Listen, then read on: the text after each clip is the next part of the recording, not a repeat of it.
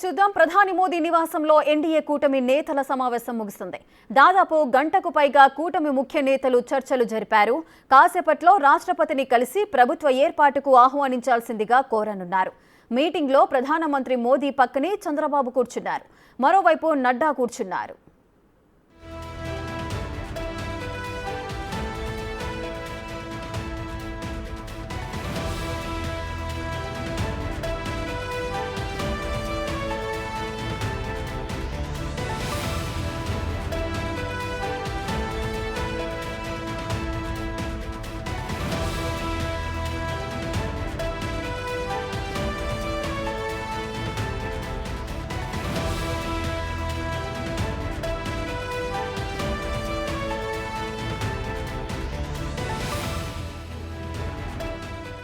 ప్రధాని మోదీ నివాసంలో ఎన్డీఏ కూటమి నేతల సమావేశం ముగిసింది.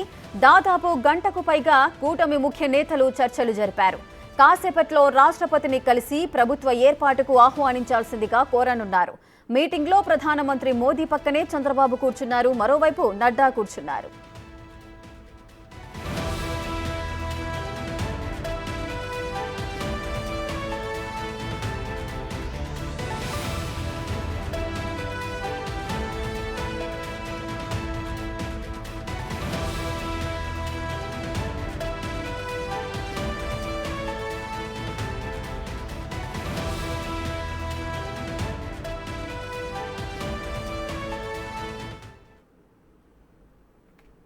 ఎన్డీఏ కూటమి నేతల సమావేశం ముగిసింది. దీనికి సంబంధించిన పూర్తి డీటెయిల్స్ మా ప్రతినిధి ఢిల్లీ నుంచి శివ లైవ్ లో అందుబాటులో ఉన్నారు.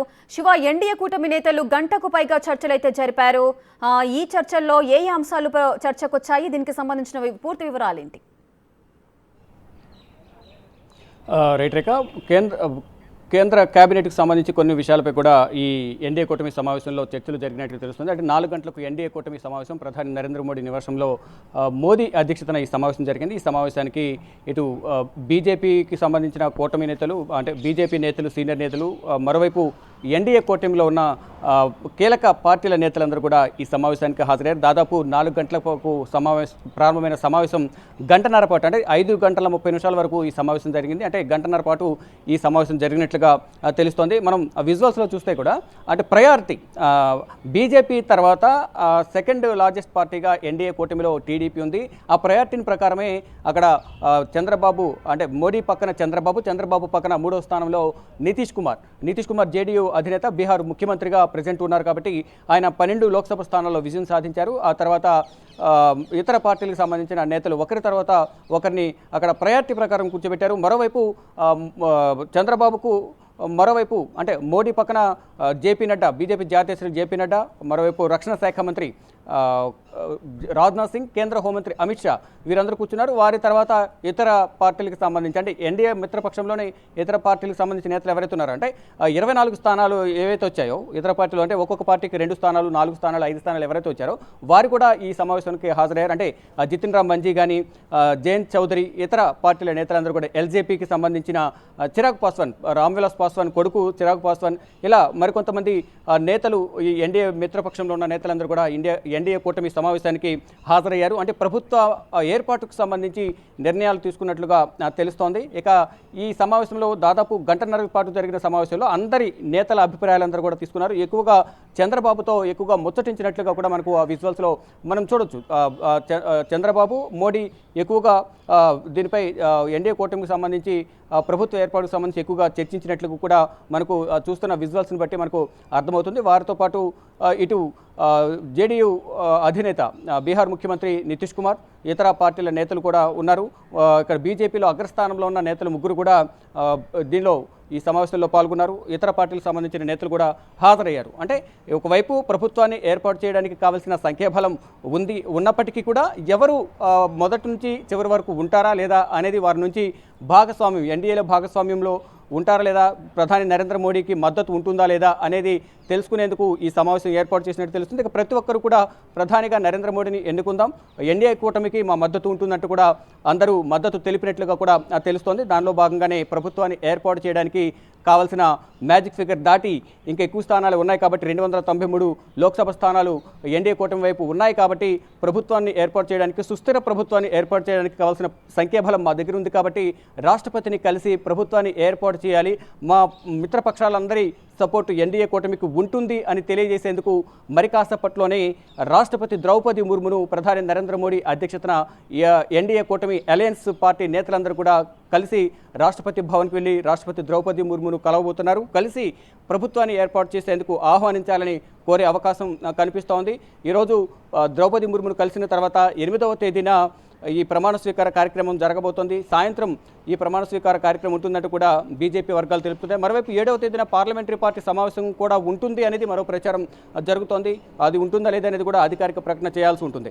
మొత్తంగా చూసుకుంటే ఈ ఎన్డీఏ సమావేశంలో మొత్తం ఇప్పుడు దేశవ్యాప్తంగా మొత్తం ఎన్ని స్థానాల్లో విజయం సాధించారు, ఎక్కడెక్కడ ఓడిపోయారు, అవన్నీ కూడా ఈక్వేషన్స్ అన్ని కూడా చూసుకున్నారు.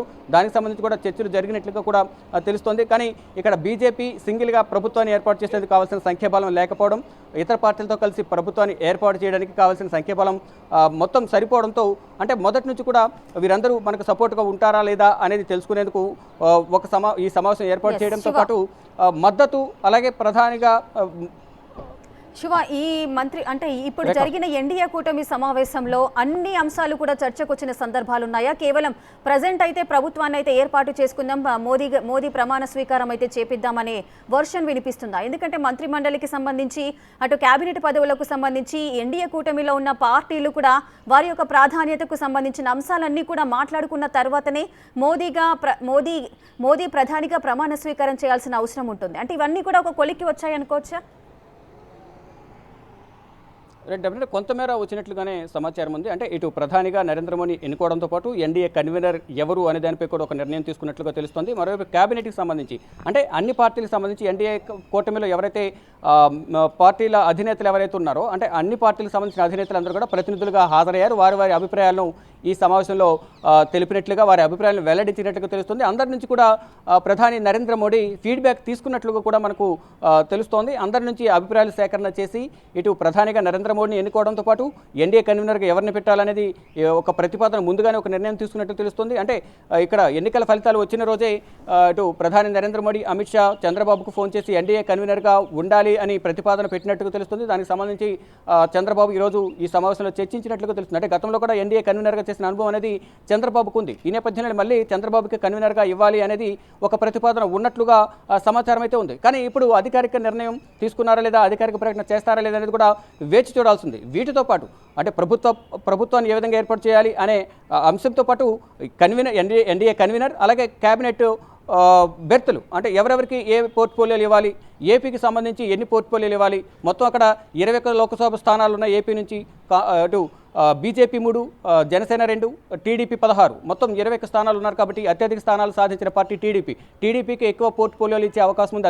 అది కూడా కీలక కేబినెట్ శాఖలు ఇస్తారంటూ కూడా ప్రచారం జరుగుతోంది. కానీ ఎన్ని శాఖలు ఇస్తారు, ఎవరెవరికి ఇస్తారు, ఏ కేబినెట్ శాఖలు ఇస్తారనేది ప్రాధాన్యత కలిగిన శాఖలు ఇస్తారనేది కూడా చూడాల్సింది. కానీ ఇప్పటివరకు జరుగుతున్న ప్రచారం ప్రకారం చూసుకుంటే మెయిన్ పోర్ట్ఫోలియోస్ ఏవైతే ఉన్నాయో ఫైనాన్స్ కానీ, ఐటీ కమ్యూనికేషన్స్, అగ్రికల్చర్ వీటితో పాటు మరికొన్ని శాఖలు ఎంఓఎస్లు కానీ, మరోవైపు లోక్సభ సంబంధించి కూడా ఇవ్వాలి అనేది ప్రతిపాదన జరుగుతుంది. కానీ లోక్సభ స్పీకర్గా చేయగల అనుభవం కలిగిన వ్యక్తులు, ఎంపీలు ఎవరైనా ఉన్నారా అనేది కూడా చూసుకోవాల్సి ఉంది. అంటే ఆ ప్రతిపాదన ఉందా లేదా అనేది కూడా అధికారికంగా తెలియాల్సి ఉంది. కానీ కేవలం ఇప్పుడు మొత్తం అంతా కూడా స్పెక్యులేషన్ జరుగుతోంది, ప్రచారం అయితే జరుగుతోంది. అది అధికారికంగా ధృవీకరించాల్సి ఉంటుంది. కానీ ఇప్పుడు ఈ రోజు జరిగిన ఎన్డీఏ కూటమి సమావేశంలో ప్రభుత్వాన్ని ఏర్పరచడంతో పాటు కేంద్ర మంత్రివర్గానికి సంబంధించిన నిర్ణయాలు కూడా తీసుకున్నట్లుగా తెలుస్తుంది. మొత్తంగా చూసుకుంటే ఇక ఎన్డీఏ కూటమి 3వసారి అధికారంలోకి రాబోతుంది. ప్రధానిగా నరేంద్ర మోడీ 8వ తేదీన ప్రమాణ స్వీకారం చేయబోతున్నారు. ఇక మరి కాసేపట్లోనే రాష్ట్రపతి ద్రౌపది ముర్మును కలిసి ప్రభుత్వాన్ని ఏర్పాటు చేయడానికి ఆహ్వానించాల్సిందిగా కోరే అవకాశం కనిపిస్తూ ఉంది. శివ, ప్రజెంట్ కూటమి సభ్యులు, పార్టీలు అవన్నీ కూడా మోదీ నివాసం దగ్గరే ఉన్నాయా? రాష్ట్రపతిని కలవడానికి బయలుదేరారా? అంటే ఎవరికి వారు కొంతమంది ప్రధాని నరేంద్ర మోడీ నివాసంలో సమావేశం ముగిసిన తర్వాత ఒక్కొక్కరికి బయటకు వచ్చినట్టు తెలుస్తోంది. తర్వాత అందరూ కలిసి వెళ్తారా లేదా అనేది కూడా చూడాల్సింది. చంద్రబాబు అయితే అక్కడి నుంచి బయటకు వచ్చినట్టు తెలుస్తుంది. వారితో పాటు మరికొంతమంది కూడా బయటకు వచ్చారని చెప్తున్నారు. అంటే 7:30కి అపాయింట్మెంట్ అని కొంత సమాచారం అయితే ఉంది. అంటే 7:30కి ఉంటుందా 7కి ఉంటుందా అనేది కూడా చూడాల్సి ఉంది. అందరూ ఎవరికి వాడు ప్రధాని తర్వాత వీరందరూ కూడా కూటమికి సంబంధించిన మిత్రపక్షాల నేతలందరూ ఒక్కొక్కరుగా రాష్ట్రపతి భవన్ చేరుకుంటారు. ముందుగానే అక్కడ అపాయింట్మెంట్కి సంబంధించి అందరి నేమ్స్ లిస్ట్ ఉంటుంది కాబట్టి అందరినీ చెక్ చేసుకుని అందరినీ లోపలికి పంపిస్తారు. ఆ టైం ప్రకారం 7 to 7:30 మధ్యలో రాష్ట్రపతిని కలిసే అవకాశం ఉంటుంది. వీరందరూ కూడా ఎవరైతే ఎన్డీఏ కూటమి సమావేశానికి హాజరయ్యారో వారందరూ కూడా ఇటు రాష్ట్రపతి భవన్కి వెళ్తారు. వెళ్ళిన తర్వాత ప్రధానిగా నరేంద్ర మోడీని ప్రతిపాదిస్తున్నాము, ప్రభుత్వాన్ని ఏర్పాటు చేయడానికి ఆహ్వానించాలి, అనుమతి ఇవ్వాలని రాష్ట్రపతి ద్రౌపది ముర్ముని కోరబోతున్నారు. కోరిన తర్వాత 8వ తేదీన ఇంత ముందుగా ఏదైతే డేట్ ఫిక్స్ చేశారో 8వ తేదీ సాయంత్రం తర్వాత అంటే దాదాపు 8వ తేదీ 8 గంటలకు ఆ ప్రాంతం అని చెప్తున్నారు. కానీ అది అధికారికంగా ఇంకా అనౌన్స్ చేయాల్సి ఉంటుంది. 8వ తేదీన ప్రధానిగా 3వసారి నరేంద్ర మోడీ ప్రమాణ స్వీకారం చేయబోతున్నారు. రేఖ, శివ, ఒకవేళ కేబినెట్ విస్తరణ జరిగినట్లయితే కీలకమైన పోస్టులు ఏవైతే ఉన్నాయో, మంత్రి పదవులు ఏవైతే ఉన్నాయో అవన్నీ కూడా డిస్ట్రిబ్యూట్ చేయాల్సిన అవసరం ఉంటుంది. ఈ నేపథ్యంలో వాటిని కాపాడుకోవడానికి బీజేపీ ఎలాంటి వ్యూహాలను రచించే అవకాశాలు ఉంటాయి?